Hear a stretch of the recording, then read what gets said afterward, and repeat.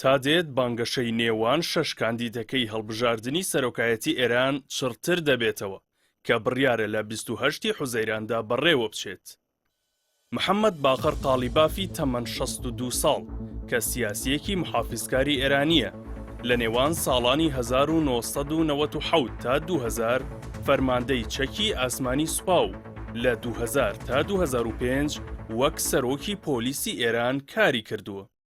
قالیباف ئەمە چوارەم جارە خۆی بۆ پۆستی سەرۆککۆماری ئێران کاندید دەکات و پێشتر لە هەڵبژاردنەکانی 2005 و 2013 بەشداری کردووە و بەرانبەر ئەکبەری هاشمی ڕەفسەنجانی و حەسەن ڕۆحانی شکستی هێناوە. لە هەڵبژاردننی 2017دا لە بەرژەوەندی ئیبراهیم ڕەئیسی کشایەوە. لە ساڵی 2020شەوە وەک سەرۆکی پەرلەمانی ئێران دەست بەکار بووە.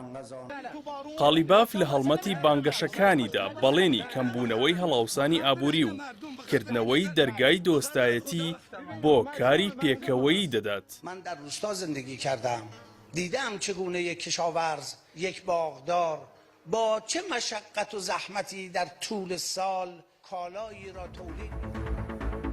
مەسعود پزیشکیانی تەمەن 70 ساڵ کاندیدێکی دیکەی سەرۆککۆماریە و لە بەرەی ڕیفۆرمخوازەکان دادەنرێت.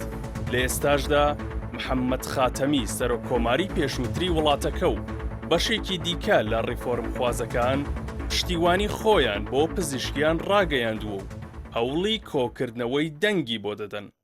پزیشکیان لە هەڵبژاردننی 2013 شکستی هێنا و لە هەڵبژاردننی ساڵی 2021دا مۆڵەتی بەشداری پێ نەدرا.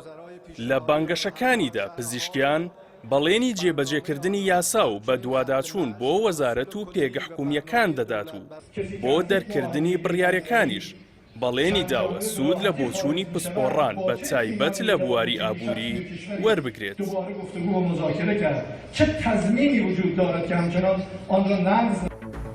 مستەفا پور محەممەدی تەمەن 64 ساڵ سکرتێری پارتی ڕۆحانیەتی موبارەزە و یەکێکی دیکەیە لە کاندیدەکان.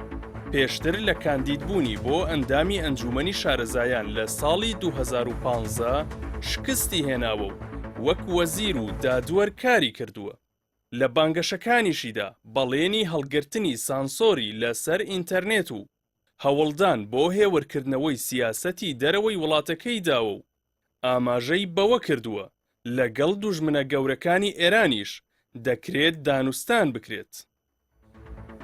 سەعید جەلیلی تەمەن 54 ساڵ یەکێکی دیکەیە لە کاندیدە محافیزکارەکان و ساڵانی 2001 تا 2005 وەک بەڕێوەبەری لێکۆڵینەوە بەردەوامەکانی نووسینگەی عەلی خامنەیی و 2007 تا 2013 وەک سەرۆکی تیمی دانوستانی ئەتۆمی ئێران کاری کردووە. دووجار لە هەڵبژاردننی پەرلەماندا شکستی هێناوە و لە هەڵبژاردننی سەرۆککۆماریش لە ساڵی 2013 بەرامبەر حەسەن ڕۆحانی دۆڕا. جەلیلی لە بانگەشەکانیدا بەڵێنی درێژەدان بە بەرنامەکانی ئیبراهیم ڕەئیسی داوە. وەک وەڵامدانەوەیەکیش بۆ کشانەوەی لە بەرژەوەندی بەرەی محافیزکارەکان ڕایگەیاند. بە بەرچاوڕوونیەوە هاتووم و بەهێزیشەوە بەردەوام دەبم.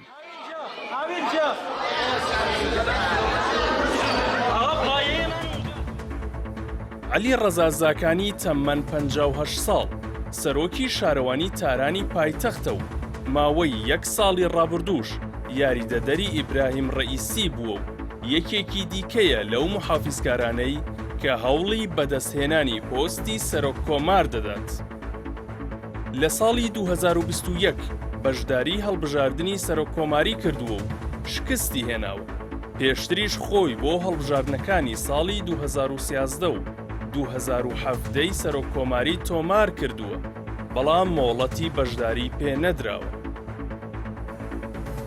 ئەمیر حوسێن قازیزادەی هاشمی تەمەن 53 ساڵ کاندیدێکی محافیزکاری دیکەیە کە پەرلەمانتار و ئەندامی تیمی ئیبراهیم ڕەئیسی بووە. لە 5 هەڵبژاردننی پێشتری پەرلەماندا بەشداری کردووە و سەرکەوتنی بەدەست هێناوە. هەروەها لە هەڵبژاردننی 2021 سەرۆککۆماری بەشداری کردو بەرانبەر ئیبراهیم ڕەئیسی شکستی هێنا. قازیزادەی هاشمی لە بانگەشەکانیدا بەڵێنی داوە لە ڕێگەی وەبەرهێنانی هاوبەشی ناوخۆیی و دەرەکیەوە گەشەی ئابووری بۆ ئێران بگەڕێنێتەوە.